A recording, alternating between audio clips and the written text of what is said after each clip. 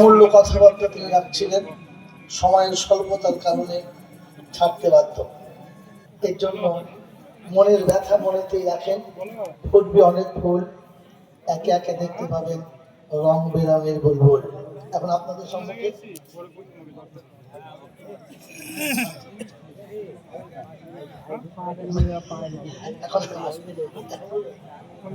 এখন আমাদের বর্ধমানের একজন বিশিষ্ট সমাজসেবী এবং একজন খনি দিনদার বুজুর্গ হাজি আশরাফ আলী ভাই, তিনি অল্প সময় দুটো কথা রাখবেন, সামান্য সময় কথা রাখবেন।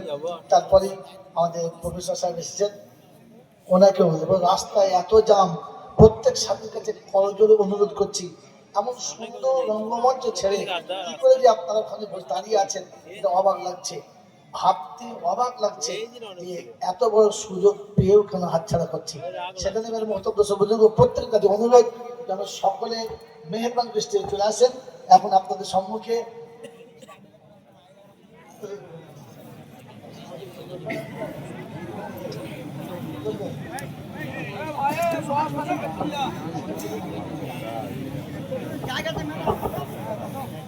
এখন আশরাফ ভাই বড় শখ করে এসেছেন, তিনি কথা রাখবেন। তার পূর্বে তিনি এই মাদ্রাসার